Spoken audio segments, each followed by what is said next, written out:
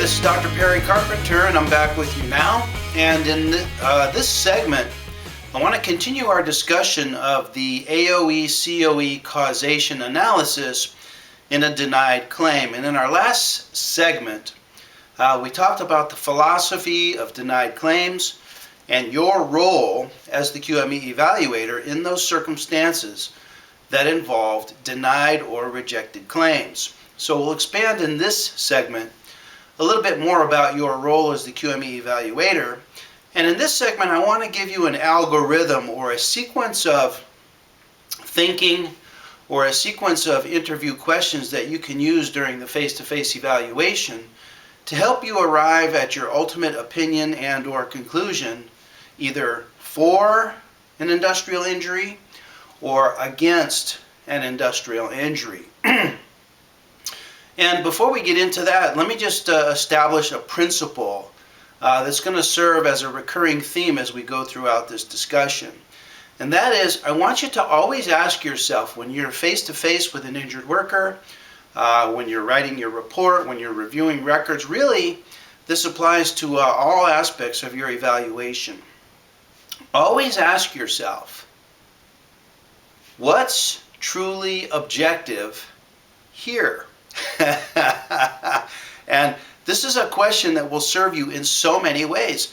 For example, during your physical examination, you can ask yourself, what's truly objective here? See, as qualified medical evaluators, we're constantly faced with a barrage of information. And that information takes two forms: subjective information and objective information. Well, when you're face-to-face with your injured worker and you're discussing the occurrence or non-occurrence of an industrial injury, and you're discussing the mechanism of injury that reportedly caused the industrial injury, and when you're talking about the subsequent symptoms that your injured worker is being plagued with as a result of an industrial injury, you are going to be hearing from them the subjective side of the story. Always ask yourself, what's truly objective here?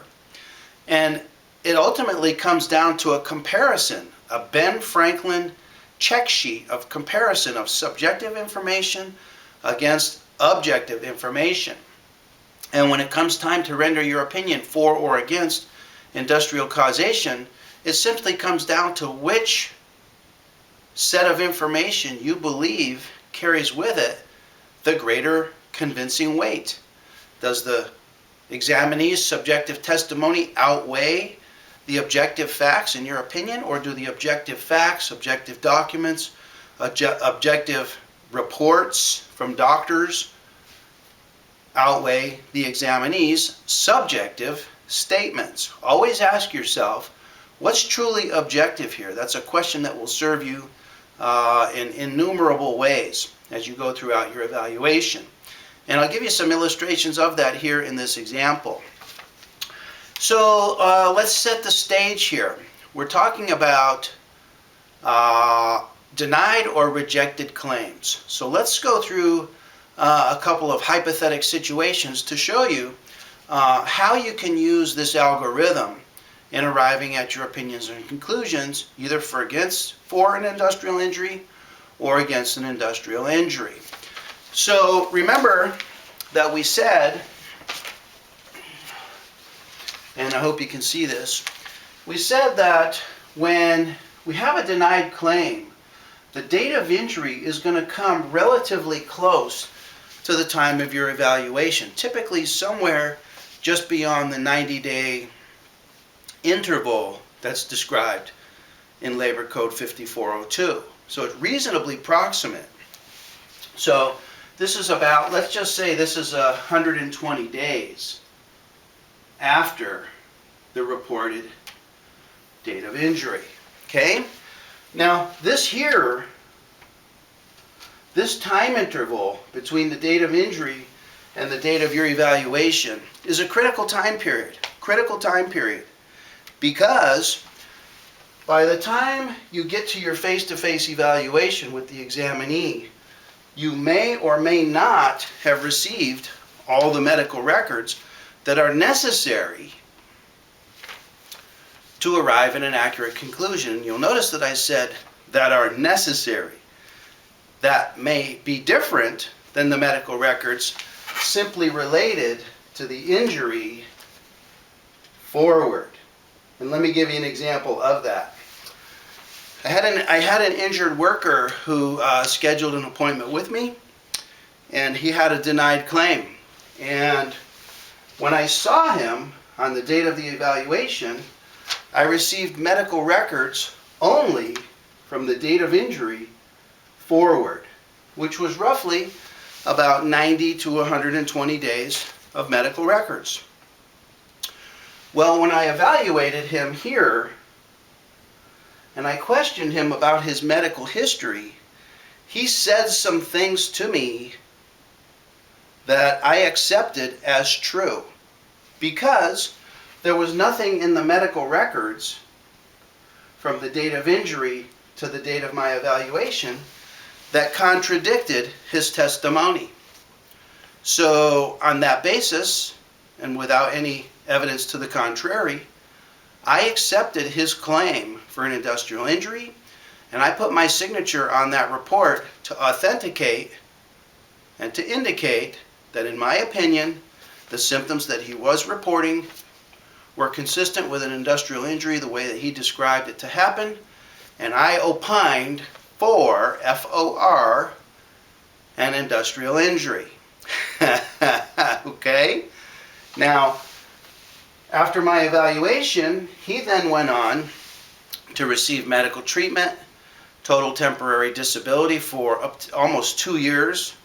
He ultimately had a surgical fusion of C6, C7 of the cervical spine, all under the workers' compensation claim.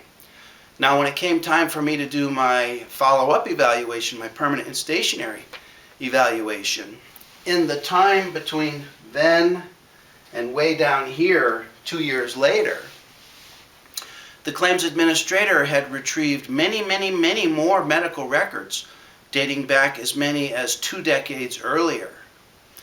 And these medical records unearthed some information that contradicted his testimony that he told me during my evaluation. Information which, had I known at the time of my evaluation, I would not, N-O-T, all capitals, I would not have opined for an industrial injury. So, in actuality, what happened was, on the date of my evaluation, the injured worker lied to me. He lied to me about his pre-injury condition of his cervical spine. According to the medical records, he had actually had a prior 2-level surgical fusion, and he admitted that to me. But what he said to me is, he said to me that following his 2-level surgical fusion, which happened in approximately 2006, I saw him here in 2012, he told me that in that 6-year period of time, he was basically asymptomatic. He was totally asymptomatic, had no symptoms with his cervical spine, no medical treatment. He was perfectly fine until there was a new incident for which he was filing a new claim. Well, when these boxes and boxes of medical records showed up, they contradicted his testimony. And in actuality, they demonstrated that he was not asymptomatic with the cervical spine. That indeed he had received treatment, he had received diagnostic studies, he had received epidural injections to the cervical spine in the time period immediately preceding the new claim. Basically, he lied to me. He lied to me. But I had no way to know it at the time, because the medical records that I received were solely related or solely dated from the date of injury forward. So this is a critical time period, and the point I'm trying to make is, when you get to your evaluation here, Always consider that you may not have received all the relevant medical records yet. Okay? There may be hidden medical records dated way back that are on their way to you that could impact your decision and your conclusion. So be extremely careful and extremely thorough when it comes time to your evaluation. Let me give you another example about how critical this period of time is and how critical the medical records are in helping you arrive at your opinions and conclusions regarding your evaluation. Had another examinee who, by the time we got to the evaluation here, about 120 days had passed, and this was a denied claim. Well, by the time of my evaluation, I had yet to receive any medical records at all. Not a single medical record came. So when I met him on the day of the evaluation, the only facts and testimony that I was aware of was the testimony that he gave me during our face-to-face evaluation. Okay? Well, 1 to 2 days later after my evaluation, in started to come the medical records. And the medical records told a completely different story than what he told me.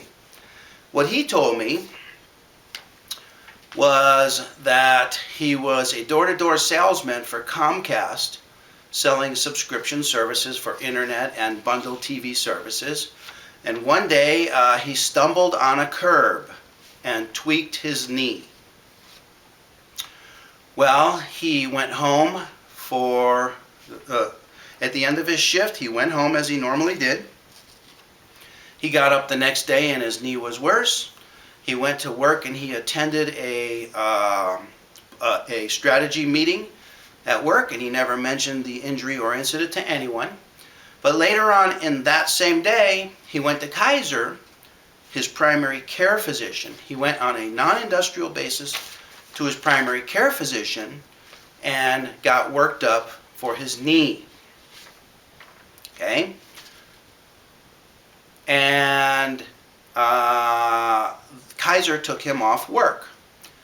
Well, after Kaiser took him off work, he then called the employer to report that the day before he injured his knee and that he wanted to file a claim for workers' compensation.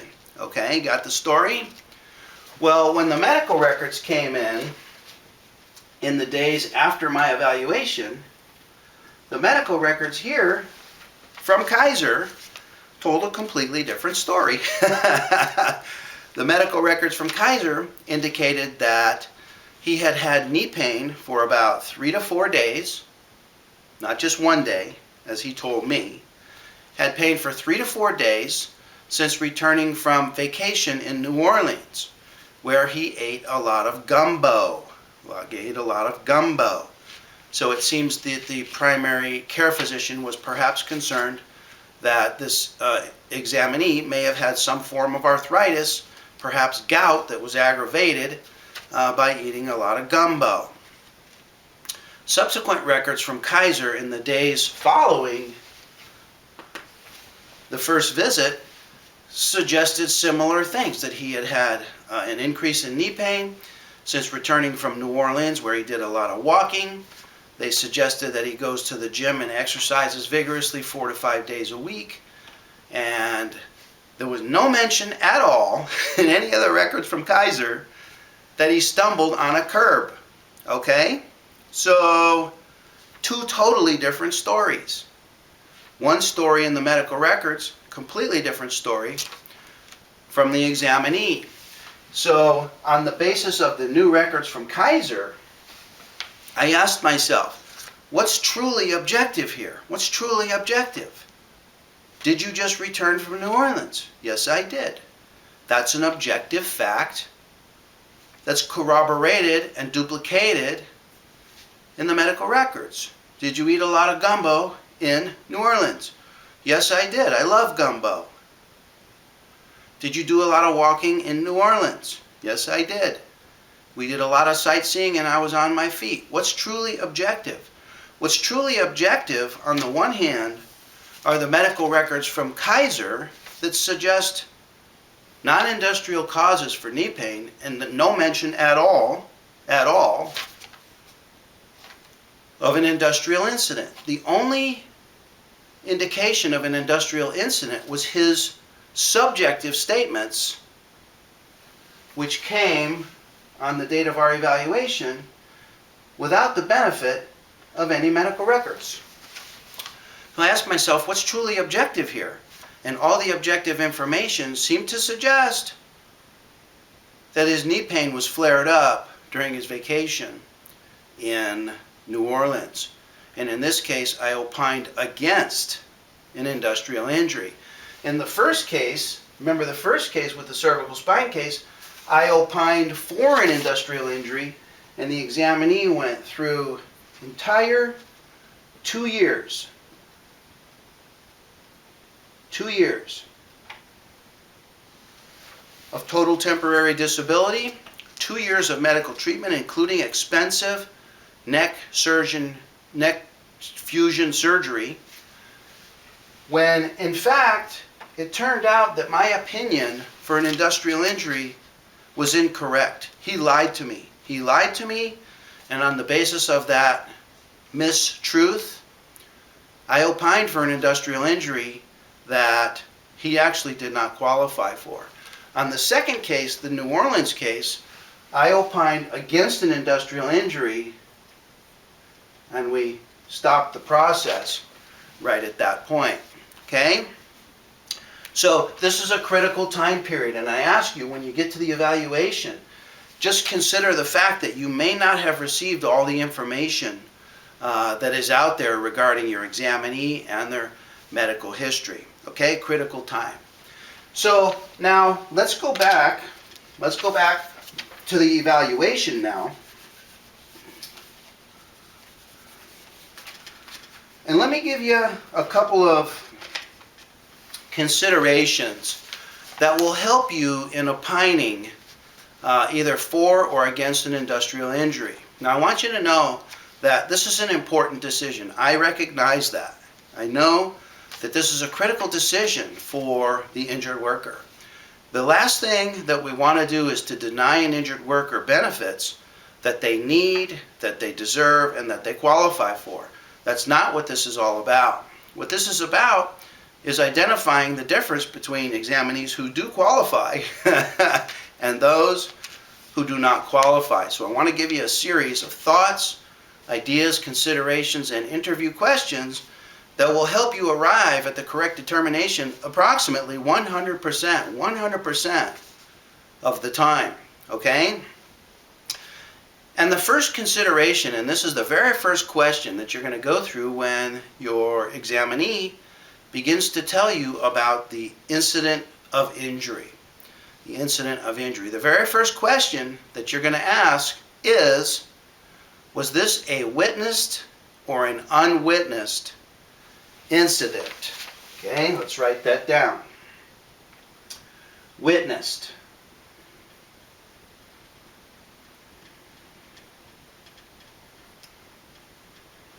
Okay?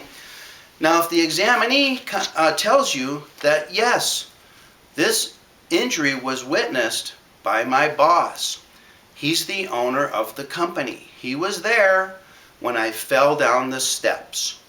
Okay? Now, certainly the boss and the owner of the company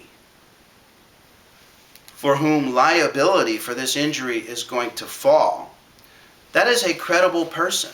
And if the boss says that he witnessed this incident of injury to occur, you can, most of the time, unless there's some extenuating circumstance, you can accept that as true and factual. And on that basis, you can go ahead and accept the claim as industrial. Now, other witnesses may not be as credible as the boss or the owner of the company. For example, co-workers may not be as credible of witnesses as the boss. So it's important that you consider who is the witness. But in general, when an injury is witnessed, that pushes the injury towards the side of the spectrum, towards acceptance of the industrial injury. Now, if the injury is unwitnessed, like the guy that was selling subscriptions door to door with Comcast, he said that in the middle of the afternoon he stepped on a curb and twisted his knee. Was it witnessed? No, there was no witnesses. I was working by myself in a neighborhood. There's no one who can come along and say, yes, I saw him, he twisted his knee. It was unwitnessed. Okay? Now, in the situation where the incident is unwitnessed, then the occurrence or the non-occurrence of an industrial injury becomes a question of fact. A question of fact. It's not a medical determination, it's a question of fact. Now, we as qualified medical evaluators, we do not resolve questions of fact. The questions of fact are resolved by the trier of fact, and the trier of fact is the judge. But as qualified medical evaluators, our job is not done in these unwitnessed cases. We still have some work to do, and we still have to provide our opinion as to whether or not, in our opinion, number one, the examinee has a bona fide condition, and number two, if he has a bona fide condition, is it possible that that condition could be due to the incident of injury the way he described it to have occurred? Is it possible that that knee pain, that knee tweak, could have been caused by a misstep on a curb the way he said that it happened? We still have to provide our opinion. But in the case of an unwitnessed incident, we have work to do. If it's a witnessed incident and the witness is credible, our work could be over. If the witnesses are not as credible, we still need to continue working. Okay? The next question is the timeline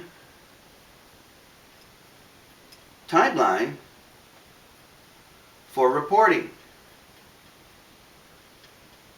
What is the timeline for reporting the incident? Okay?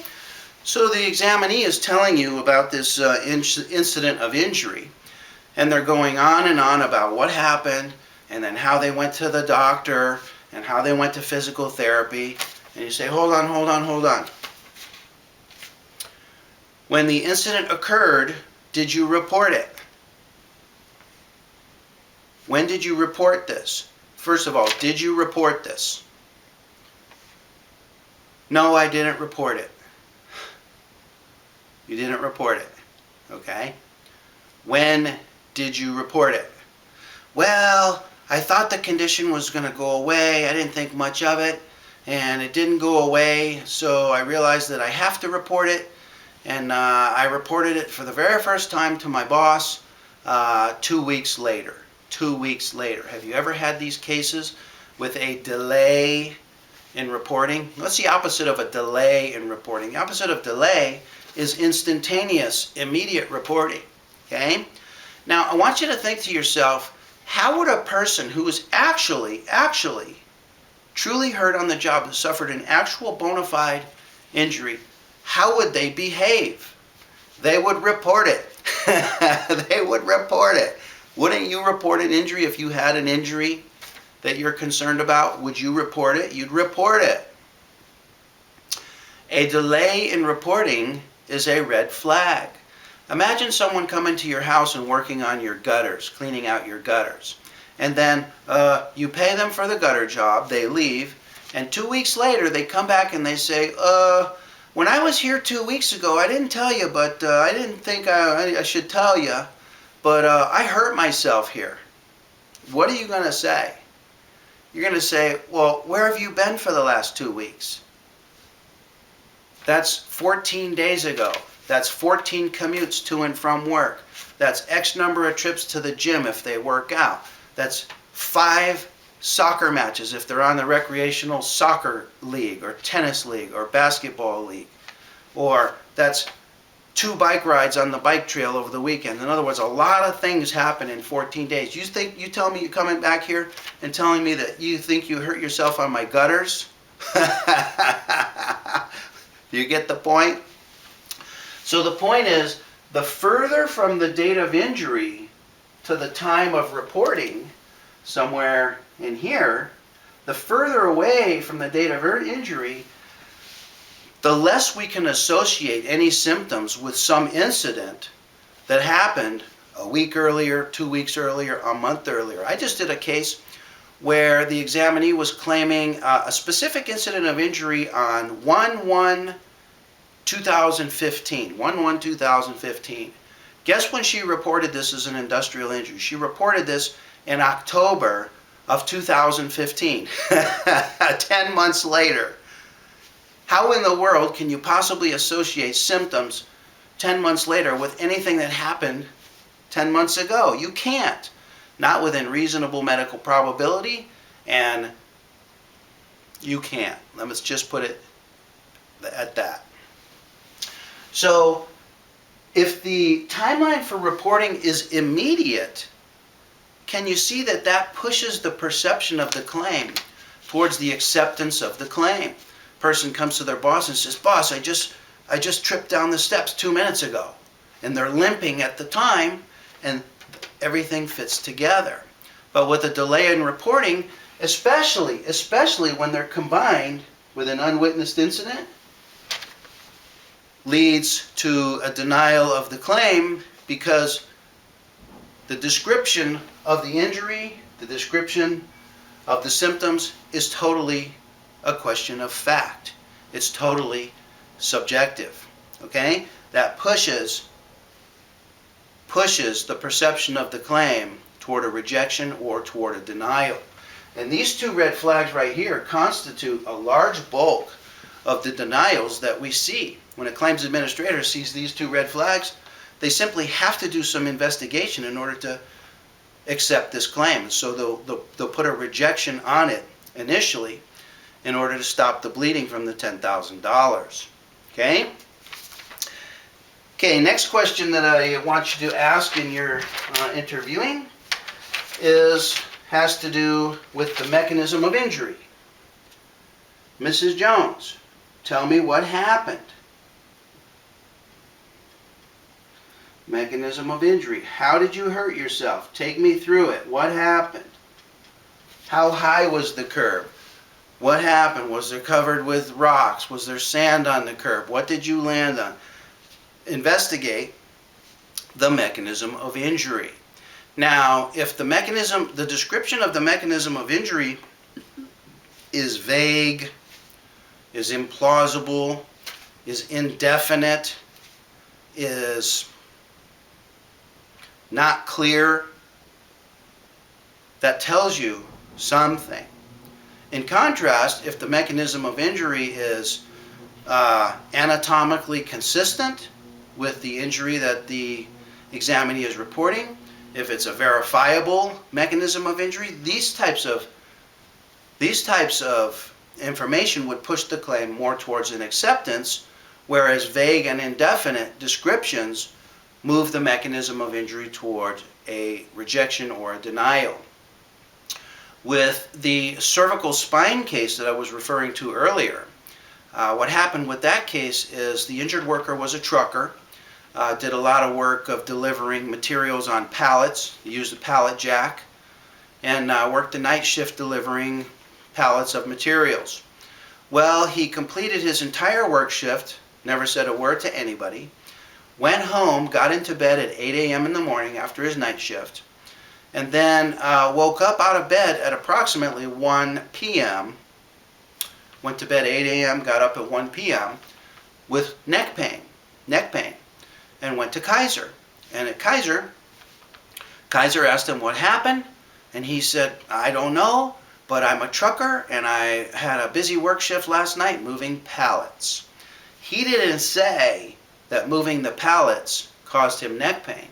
He simply described it to the doctor at Kaiser. Kaiser put it in the medical records, and from that point forward it became sort of accepted that that was the mechanism of injury. This was extremely clever on his part. He let the doctor imply that that was the mechanism of injury without overtly stating such himself. So when it came time to my evaluation, I asked him, how'd you hurt yourself? Again, his description was vague, it was implausible, it was indefinite, it was weak. He said, I don't really know. I didn't feel any specific incident of injury. There was a time when I was moving pallets and the thing jerked me a little bit, but it wasn't a major deal, and I just sort of shook that off and kept going.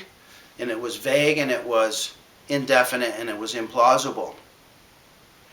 And yet, as I said earlier, I still accepted the claim on the basis of his otherwise credible testimony that he was asymptomatic in the time period preceding the injury. So the mechanism of injury will either cause you to move your decision towards an acceptance of the claim or towards a rejection of the claim. So thoroughly investigate the mechanism of injury. Fourth series of questions has to do with the temporal relationship.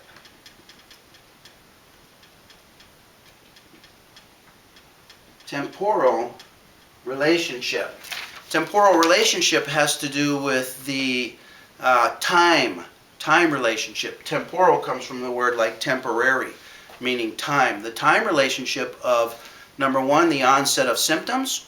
The closer in time that the symptoms set in, the closer to the date of injury that the symptoms set in, the more likely it is that those symptoms are associated with the incident the way that the examinee described it.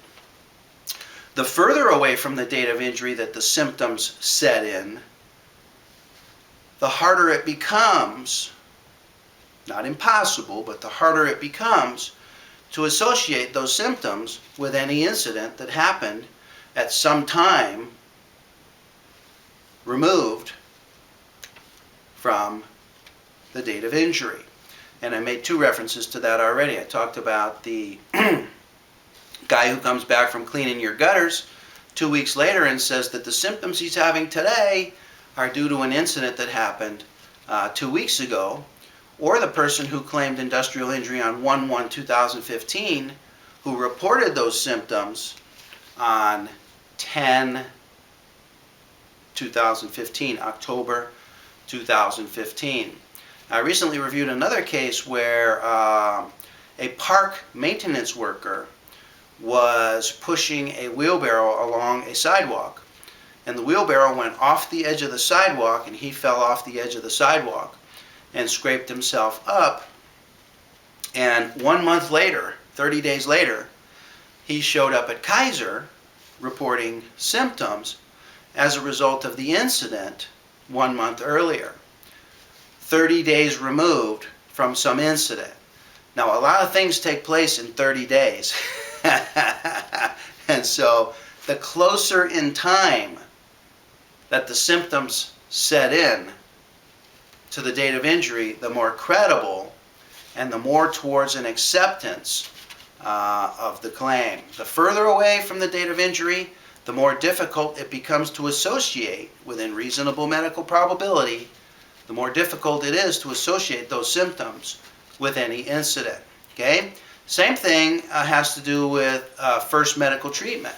So we're talking about the temporal relationship of the onset of symptoms and the temporal relationship of the first medical treatment. Again, if the first medical treatment is not for a month, 2 months later after the report of the incident, the harder it is to associate those treatments with any incident that occurred at some time removed, perhaps even 30 days earlier from the date of injury. Okay? So the temporal relationship is critical. Always inquire about the first onset of symptoms and the first medical treatment. And ask yourself, how would someone who's truly injured, have you ever been truly injured? When you're truly injured, what happens? You usually have symptoms right away, and you usually receive medical treatment right away. If not right away, then when? When?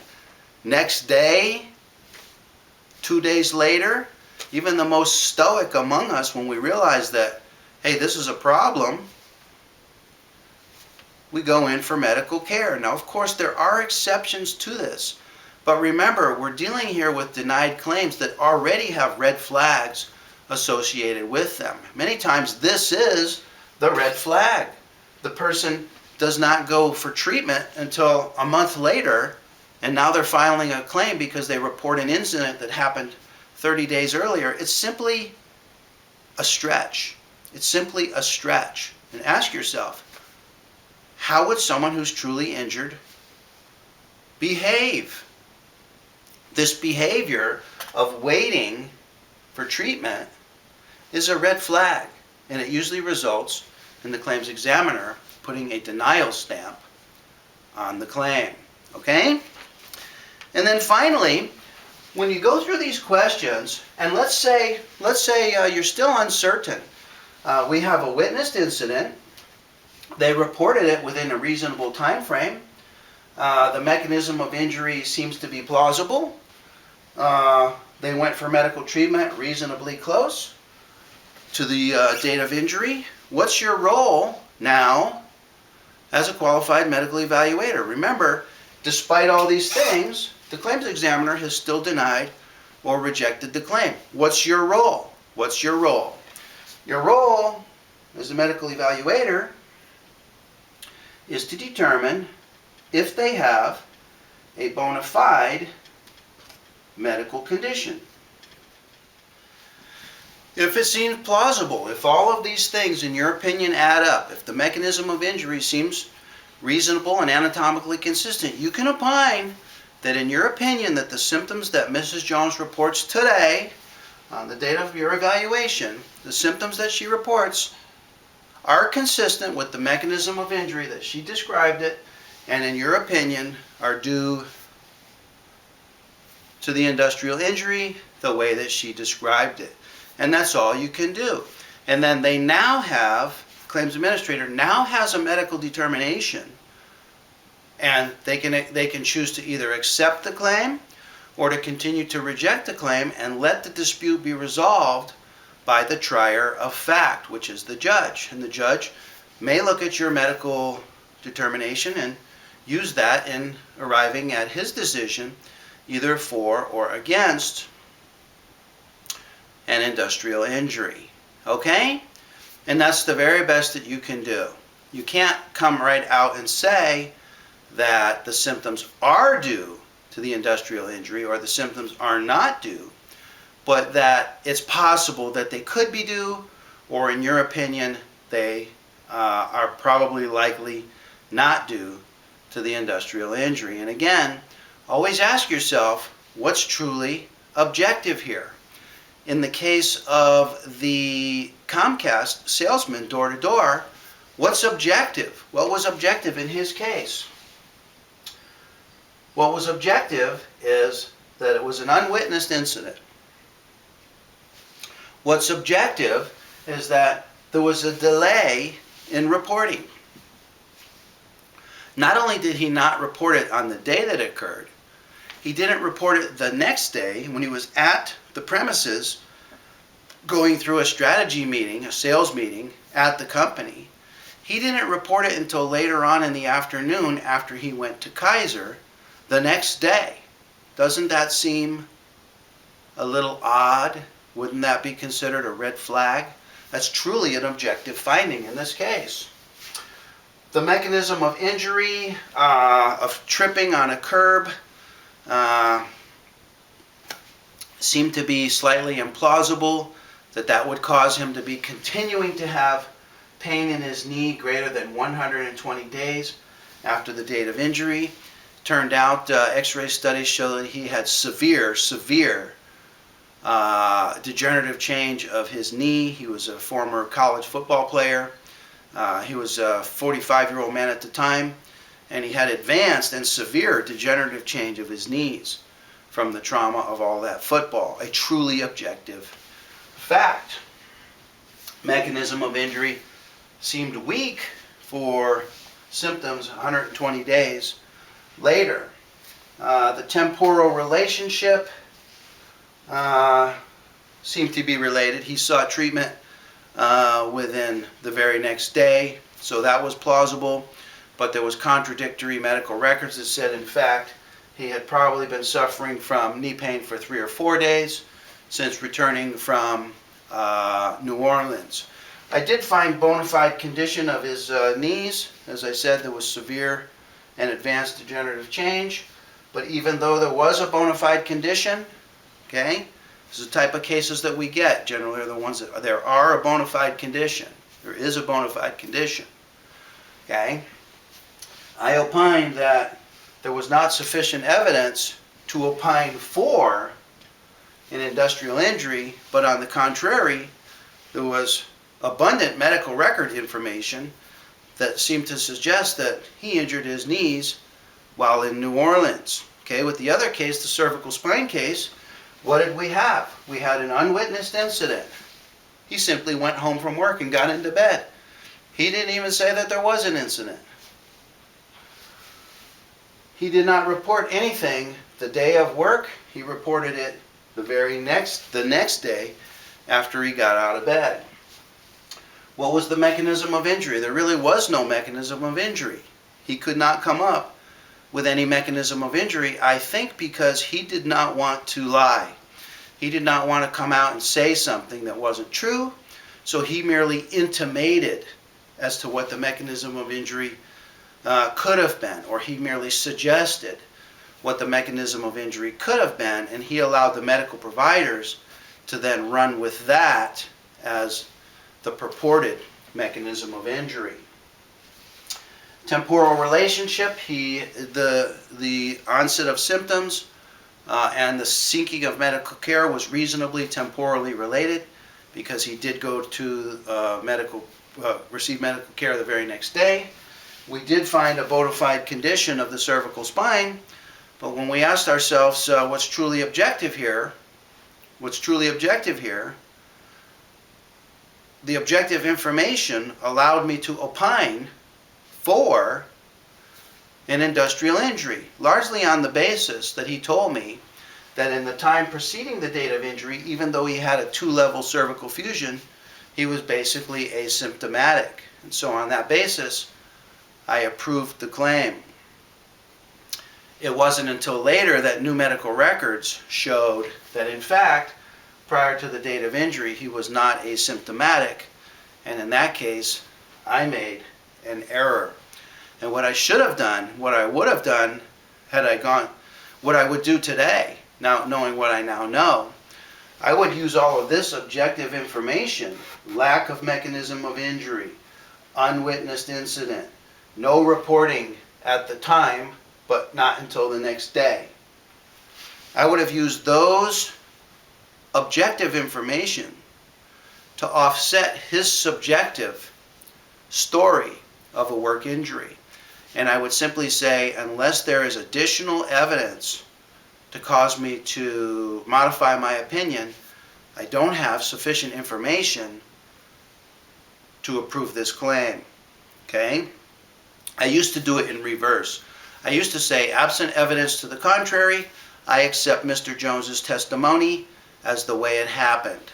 And that's what I did the first time until I found out 2 years later that we spent unnecessary amounts of benefits when the examinee actually lied.